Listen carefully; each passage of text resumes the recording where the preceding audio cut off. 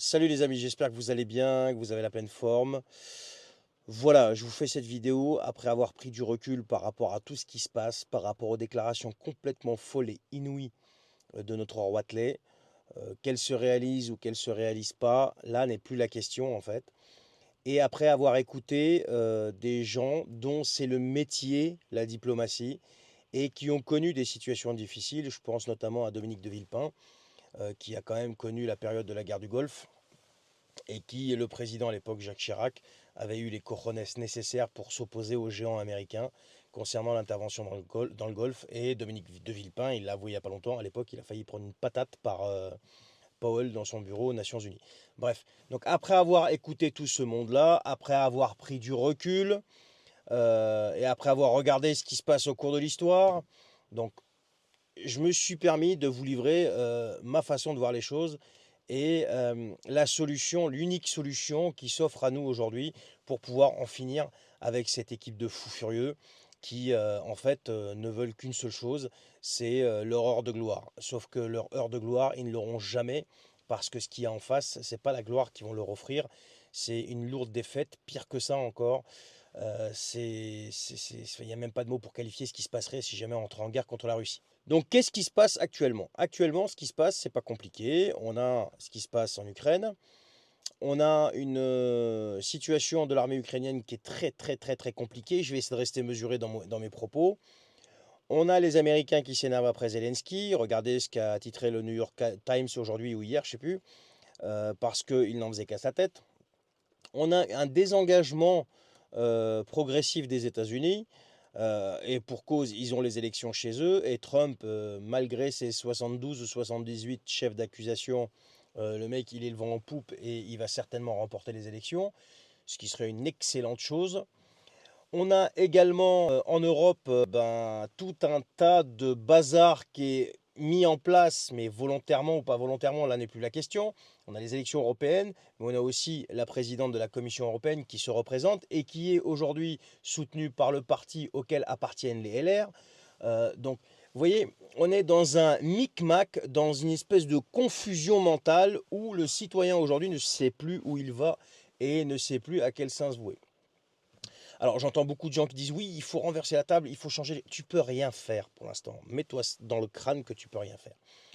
Avant, il y avait le coco. Bon, tout un tas de gens ont ouvert les yeux par rapport à cette espèce de, je dirais, matrice dans laquelle ils vivaient. Et ils ont essayé de s'en extraire. Et il y en a plein qui essayent aujourd'hui de s'en extraire comme ils peuvent. Le problème, c'est que ça fait des décennies qu'il y a des manipulations mentales qui sont mises en place. Il y a du lavage de cerveau, il y a du conditionnement, il y a de la manipulation de masse. Et on nous guide vers des directions que eux ils choisissent. Regardez tout simplement au niveau de tout ce qui est évolution technologique, au niveau des distractions qui sont mises en place et au niveau de cette fameuse stratégie du pain et des jeux. Je ne vais pas rentrer dans le détail, parce que je vais rester centré sur le gros danger qui nous pèse sur la tête là aujourd'hui. Là, on a une espèce d'épée de Damoclès, pour pas dire une guillotine au-dessus de la tête. Et voilà, et c'est Micmac qui tient la corde. Donc là, en fait, si vous voulez, tout ça aujourd'hui fait que on ne peut pas s'extraire de quoi que ce soit. Alors, les gens qui vont venir me sortir leur science en commentaire, je vais même pas les lire. Je parle pas des gens qui disent des choses sensées, je parle surtout des trolls et des fermatrolls de chez eux. Je m'en fous, je répondrai même pas. Passe ton chemin. Ici, là, on est là pour parler sérieusement parce que là, il n'est plus question de savoir si tu es pour l'un ou pour l'autre. Là, il faut sauver ce pays et il faut sauver les Français. Quand je dis les Français, c'est les habitants de ce pays. Voilà. Donc aujourd'hui, on en est arrivé à un point où on a un type qui prend des décisions seul. Il y a un Parlement qui est là, mais on l'a vu sous Elisabeth Borne, 22-49-3, donc le Parlement ne sert à rien. Pire encore, le Parlement aujourd'hui est devenu complice de ce qui se passe. Parce que, je suis désolé, quand vous regardez au niveau de la composition de l'Assemblée nationale aujourd'hui, la Macronie est en minorité. On a des niches d'opposition de l'autre côté, mais qui se disent opposition, mais ils ne sont jamais d'accord entre eux, et ce qui fait que la Macronie devient une majorité absolue quasiment de fait. Et quand elle sent qu'il y a un danger sur les textes qu'elle veut mettre en place, eh bien, elle dégaine un 49.3 où elle te fait un micmac soi-disant constitutionnel pour arriver à ses fins. On l'a déjà vu et on l'a vu encore récemment là. Sauf que là, maintenant, on a un type qui est prêt à franchir la ligne rouge. Franchir la ligne rouge, c'est quoi? C'est une déclaration de guerre à une puissance nucléaire, à la première puissance nucléaire en nombre de têtes nucléaires, d'ogives. Et ce type, forcément, si guerre il y a, c'est pas lui qui va la faire. C'est pas ses sbires qui est autour de lui, ça on l'a déjà dit 150 000 fois, et ça, il n'y a pas besoin que je passe en vidéo pour le dire, parce que tout le monde le sait. Mais le plus dangereux, c'est qu'il va envoyer nos armées là-bas pour combattre. S'il y a déclaration de guerre, forcément, c'est ce qui va se passer. Mais il ne va pas se passer que ça. Tout le monde imagine seulement qu'il va y avoir, si il y a une déclaration de guerre, hein, qu'il y aurait uniquement des soldats qui partiraient là-bas. Non, il n'y a pas que ça, les gars. Réveille. Il y a aussi des frappes potentielles sur notre sol. Et là, je ne parle pas de nucléaire ou je ne sais pas quoi. Je parle de frappes potentielles sur notre sol. Ça veut dire quoi? Ça veut dire que depuis la Deuxième Guerre mondiale, le sol français serait frappé parce qu'un type, un type tout seul, a décidé de mener une guerre dont il ne maîtrise rien et surtout qu'il n'a pas les moyens de mener, aussi bien au niveau matériel qu'au niveau humain et qu'au niveau compétences. Je suis désolé. Juste un seul chiffre, 200 000 hommes, 26 000 réservistes pour la France, 1 380 000 hommes d'actifs là-bas, 2 millions de réservistes. En plus, ils sont alliés avec la Chine et l'Inde. T'as compris, t'as beau me chanter ce que tu veux, la Russie est encerclée par les pays de l'OTAN, ils n'auront même pas le temps de respirer, je sais pas quoi. Les gars, ils sont rentrés en Ukraine, ils ont été menacés de ne pas le faire, de ne pas le faire, de ne pas le faire. Ils l'ont fait quand même. Qui s'y est opposé? Personne. Et je ne vais pas rentrer dans le pourquoi du comment. Qui s'y est opposé? Personne. Tout ce que les Occidentaux ont trouvé dans cette affaire, c'est une opportunité commerciale. Oui, je sais, c'est morbide et tragique ce que je dis, mais c'est une opportunité commerciale. La meilleure preuve, c'est que on a envoyé que des armes et des centaines de milliards. Oui, des centaines de milliards, parce qu'il y a tout ce qu'on ne sait pas. Et en plus de ça, tu as des BlackRock, des Vanguard qui sont arrivés, qui sont tout de suite positionnés pour les marchés de reconstruction en prenant soin de nous évincer. Donc, tu vois, c'est beaucoup plus compliqué que ce que te dit BFMVC et tout le reste, en fait. Tu vois. Et encore moins ce que te dit l'autre, là, avec ses dents de lait, là, Gabriel Attal. Donc, faut arrêter les slogans, là. Faut pas écouter les slogans, oui, ils se battent pour notre liberté, la démocratie, je sais pas quoi. Attends, un pays corrompu jusqu'à l'os, c'est pas lui qui se bat pour ta liberté. Il en a rien à foutre de ta liberté. Les Ukrainiens s'en foutent de votre liberté. Ils s'en foutent. Là, moi, ce que je trouve, c'est que c'est des mecs, ceux qui vont se battre, hein, c'est des mecs qui en ont des grosses, en fait, si tu veux, d'accord, pour aller à la mort. Parce que les mecs, ils savent qu'ils vont à la mort. Et ça, je peux te le certifier qu'ils savent qu'ils vont à la mort, d'accord? Voilà. Donc, en fait, ces mecs-là, les soldats ukrainiens, pour moi, c'est total respect. Parce que c'est des gens qui vont à la mort, tout en le sachant. Et ils y vont quand même, ils désertent pas. Tu comprends ce que je veux dire? Donc les Gabriel Attal, je sais plus qui d'autre là, toute la clique de guignols en fait, parce que ce sont des guignols, qui viennent t'expliquer que ces mecs-là se battent pour ta liberté, pour ta démocratie, pour que Poutine n'arrive pas jusqu'en France ou je sais pas quoi, enfin toutes les conneries que tu peux entendre. C'est faux. Ces mecs-là essayent de survivre, en fait. Ils essayent de survivre. Et je suis persuadé que, tu sais même pas, je suis persuadé, on l'a déjà vu, parce que bon, j'ai ma femme qui parle la langue, elle m'a expliqué ce que les soldats disent quand ils postent leurs vidéos. Ils veulent que ça s'arrête. Ils veulent que ça s'arrête. Et ici, en France, tu as quelqu'un, au lieu de se positionner comme se positionnait le général de Gaulle, comme s'est positionné Jacques Chirac, en faiseur de paix, eh bien non, il se positionne comme un type qui souffle sur les braises. À votre avis, pourquoi il fait ça? Oui, on le sait tous, c'est un pantin, c'est pas lui qui décide. Le problème, c'est qu'on a dans notre constitution, vous savez, dans laquelle ils ont inscrit et scellé l'IVG, là, ou je sais pas quoi, on a dans notre constitution des dispositifs que l'Assemblée nationale, que le Parlement peut actionner pour le stopper. Et notamment, je pense à la destitution, l'article 68. L'article 68, il aurait déjà dû intervenir, mais à l'époque du Coco, quand il a violé les 15 traités, lois, conventions, accords nationaux, internationaux, sans parler de la Constitution et de la Déclaration universelle des droits de l'homme. Mais ils ne l'ont jamais fait, au contraire, ils lui ont donné toujours la bénédiction. Rappelez-vous du pass sanitaire, rappelez-vous du pass vaccinal. Et du vaccin obligatoire pour le personnel soignant et d'autres catégories de professions. Donc ces gens-là, il ne faut rien attendre d'eux. Aujourd'hui, ces gens-là sont les purs complices. Et je parle de tout le monde. Je parle des parlementaires, mais je parle aussi des partis politiques, en allant de Mélenchon jusqu'à Zemmour et en traversant toute la sphère politique. D'accord? Donc qu'est-ce qu'il reste aujourd'hui? Ce qu'il reste aujourd'hui, c'est ni plus ni moins, que les généraux de l'armée, et je parle de l'armée française, c'est-à-dire qui comprend les 3 corps d'armée, air, terre, mer, et je crois qu'il y a même spatial maintenant. Il faut que ces gens-là interviennent. Mais pas interviennent en Ukraine. Il faut que ces gens-là interviennent à l'Élysée.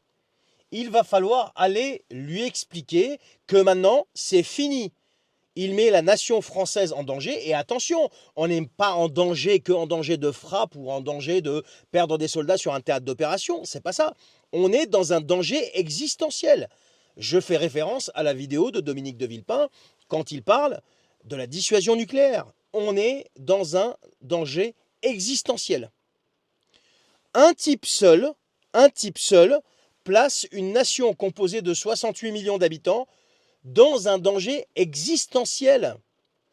Alors bien sûr, toi qui m'écoutes, ouais mais non, ça va pas arriver jusque-là. Tu sais pas, une fois que ça y est, c'est parti, que l'engrenage est parti, tu sais pas jusqu'où ça peut aller.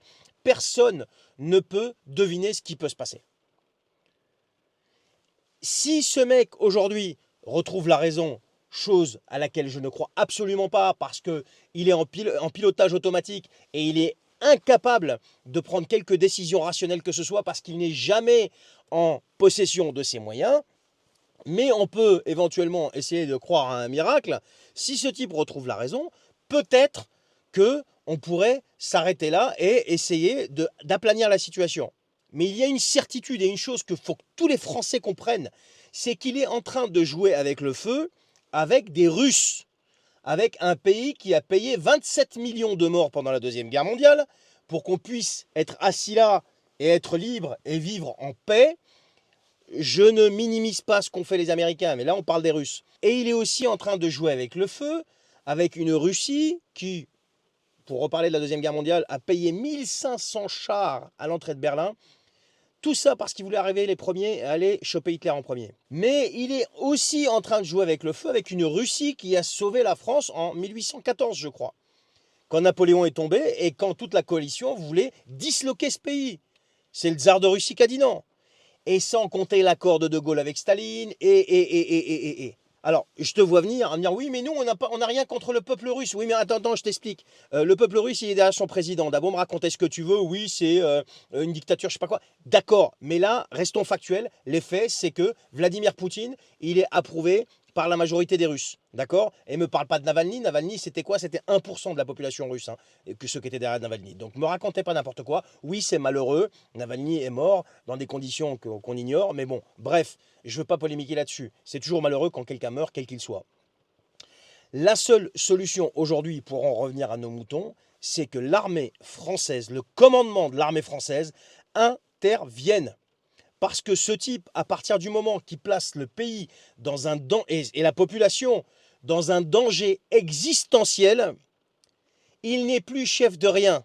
C'est un malade qui est là, qui est complètement dérangé, qui n'est pas en possession de ses moyens pour prendre des décisions pareilles. Comment tu peux être en possession de tes moyens quand tu sais pertinemment que tu as que 3 jours de stock de munitions, que les Américains ne te suivront pas, que les pays européens en ont strictement rien à faire, ils ne te suivront pas non plus, mais tu prends quand même la décision de provoquer une guerre, voire une guerre nucléaire, voire une 3e guerre mondiale, parce que tu provoques la première puissance nucléaire mondiale.